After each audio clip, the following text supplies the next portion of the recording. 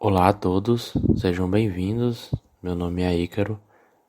Hoje eu vou falar juntamente com o Bruno e com o Cristiano sobre Ensemble Bag, da disciplina de Inteligência Computacional no curso de Engenharia da Computação do IFCE.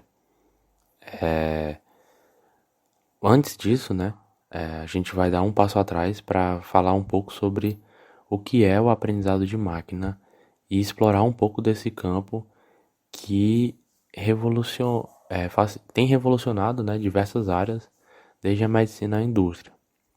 Vamos descobrir o que é aprendizado de máquina e como os algoritmos podem nos ajudar a extrair insights valiosos dos dados.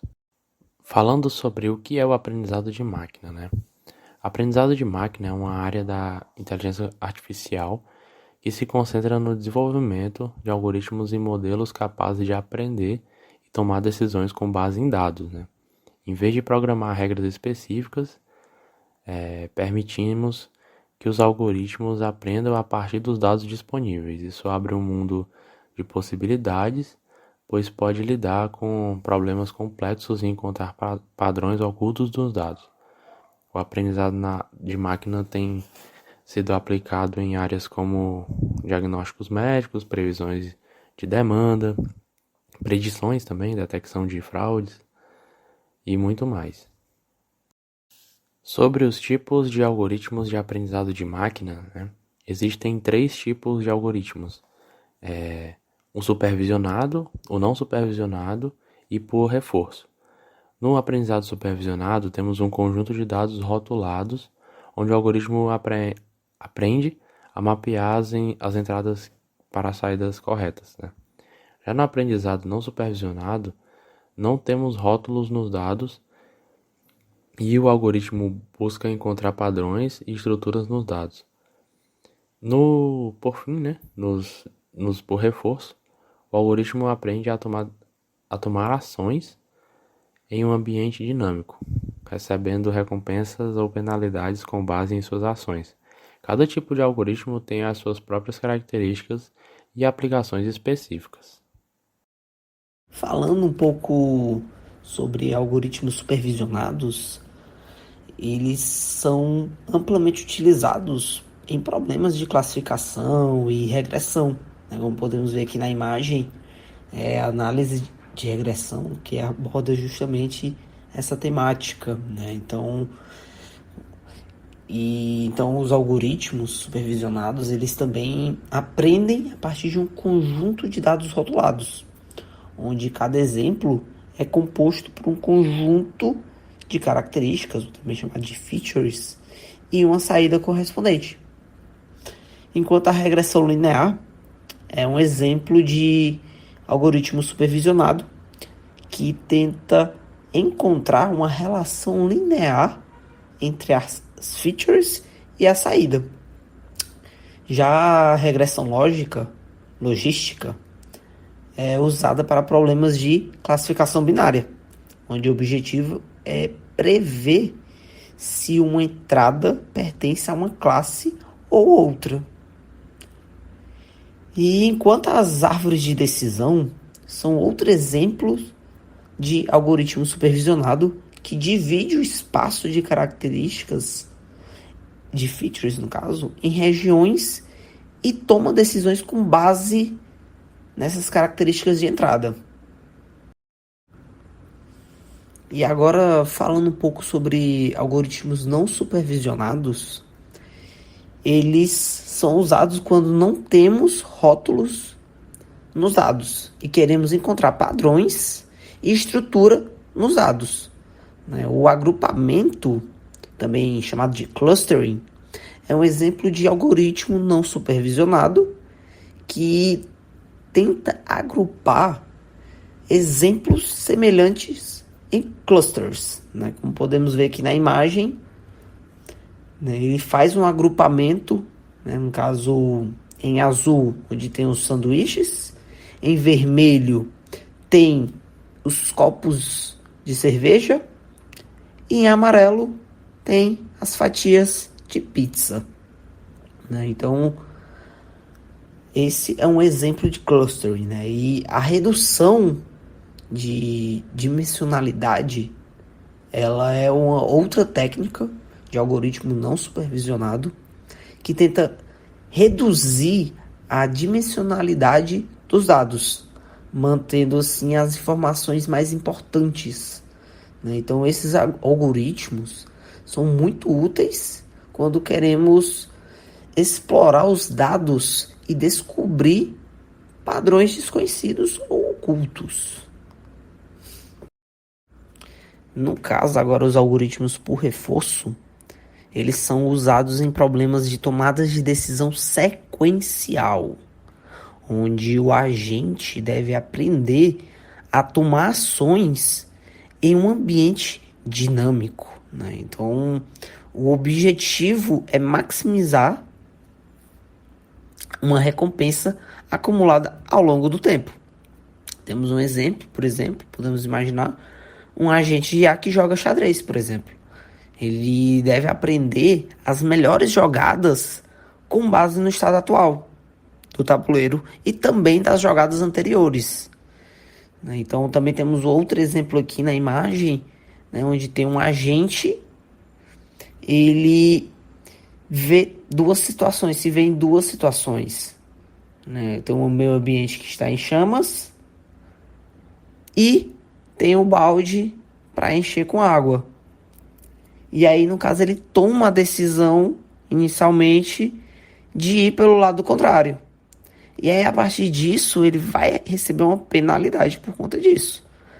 Por quê? Porque o algoritmo ele vai encarar essa situação, no caso de ter ido pro lado, entre aspas, ruim, e ele vai assimilar que na próxima tentativa, próxima vez, ele vá para outra opção. No caso, seria pro balde com água, né? Então, os algoritmos por reforço, eles são muito úteis em problemas complexos, né? Então, onde ações tomadas afetam o ambiente e as recompensas também podem ser atrasadas.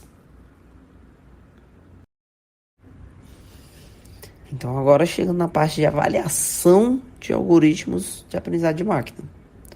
Ela é uma etapa muito crítica, muito importante no processo de desenvolvimento de modelos.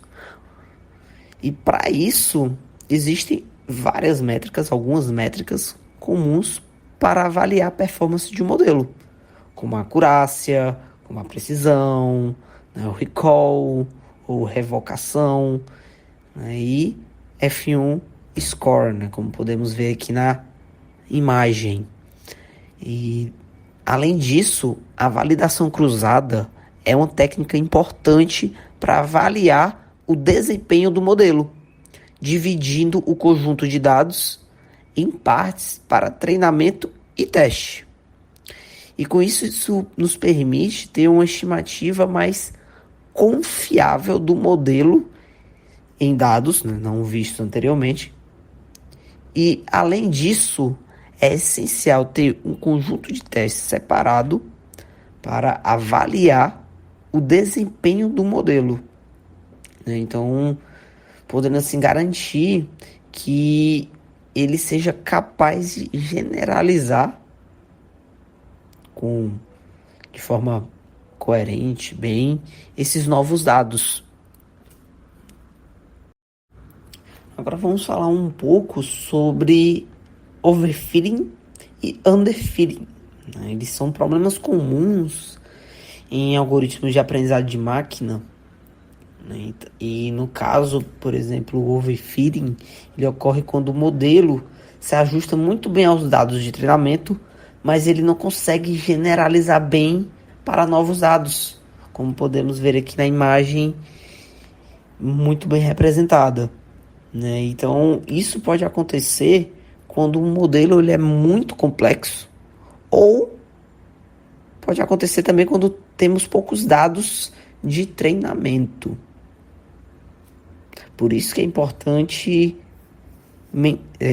ter um controle da quantidade de dados para fazer o treinamento. Por outro lado, o underfitting, ele acontece quando um modelo ele é muito simples e não consegue capturar os padrões nos dados, né, como podemos ver aqui bem na imagem. Né? E para lidar com esses problemas, podemos utilizar algumas técnicas de regularização, como o L1 e o L2 regularization, né? Que penalizam os coeficientes do modelo e assim evitando que isso possa ocorrer. Ensemble Learning. O Ensemble Learning é uma técnica poderosa que combina múltiplos modelos de aprendizado de máquina para melhorar a performance. Em vez de confiar em um único só modelo, criamos um conjunto de modelos e combinamos as suas previsões, podendo ser feito por meio de técnicas de Begins, onde cada modelo é treinado em uma amostra aleatória de dados, e Boosting, onde os modelos são treinados em sequência, dando mais pesos aos exemplos difíceis de classificar. O Ensemble Learning tem se mostrado eficaz em melhorar a precisão e a robustez dos modelos. Técnicas de regularização. As técnicas de regularização são usadas para evitar o overfitting e melhorar a generalização do modelo. O L1 Regularization, também é conhecido como laços, adiciona uma penalidade proporcional à soma dos valores absolutos dos coeficientes do modelo. Isso leva a uma seleção automática de características, tornando alguns coeficientes zeros. Já a L1 Regularization, também conhecida como Rate Regularization, adiciona uma penalidade proporcional à soma dos quadrados dos coeficientes do modelo. Isso ajuda a reduzir os valores dos coeficientes, evitando que eles tornem-se muito grandes. Ambas as técnicas ajudam a controlar a complexidade do modelo e a evitar o overfitting, permitindo que generalize melhor os novos dados. Aplicações de algoritmos de aprendizagem de máquinas. Os algoritmos de aprendizagem de máquinas têm uma ampla gama de aplicações em diversos setores. Na área da saúde, são utilizados para diagnósticos médicos, previsão de doenças e descobertas de novos medicamentos. No setor farmacêutico, são aplicados na detecção de fraude, previsão de mercado, gerenciamento de risco. No marketing, são usados para segmentação de clientes, recomendação de produto e personalização de campanhas. Esses são apenas alguns exemplos, mas as aplicações de aprendizagem de máquinas são praticamente ilimitadas e continuam a crescer. As nossas considerações finais. Nessa apresentação, exploramos os conceitos fundamentais dos algoritmos de aprendizagem de máquinas. Vimos como eles podem ser usados para extrair informações valiosas dos dados e tomar decisões inteligentes, discutindo os diferentes tipos de algoritmos, como os supervisionados, os não supervisionados, e por reforço, e como avaliar e lidar com alguns problemas, como o overfitting e os underfitting. Também destacamos a importância do Enable Learning e das técnicas de regularização. A gente espera que esta apresentação tenha sido impactante o suficiente para despertar o seu interesse por aprendizagem de máquina e suas aplicações. Obrigado. Falando um pouco sobre o nosso código, a gente importou algumas bibliotecas, né? O Bagging Classifier, que importa da biblioteca scikit-learn, que implementa a técnica de Ensemble Bagging, né? A outra também, ela representa um modelo de árvore de decisão, que é a Decision Tree Classifier. A importação da função load iris, né? Para carregar um conjunto de dados íris, um exemplo popular para classificação. A train test split, né? Que importa para dividir um conjunto de dados em treinamento e teste. A accuracy score, que é para calcular a acurácia do modelo, né? E a gente faz o carregamento dos dados da íris, usando o load íris, armazena na variável esse conjunto de dados, depois armazena os atributos de entrada nas variáveis x e armazena o rótulo de classe na variável y, né? Dividindo o conjunto de dados em treinamentos e teste usando a função, né, do tray test split. A gente divide o conjunto de dados em 80% para o treinamento e 20% para teste, armazenando os conjuntos de treinamento e teste nas variáveis, né? A gente faz nas variáveis x train, x test, y train e y test.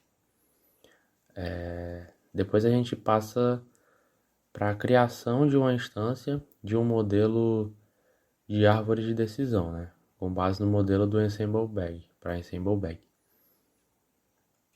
Logo após, a gente cria o Ensemble Bag com 10 estimadores utilizando a classe Bag em Classifier, né? Criando uma instância com base no modelo. Na parte de Bagging Model, né, .fit, a gente treina o modelo Ensemble utilizando os conjuntos de treinamento X-Train e Y-Train.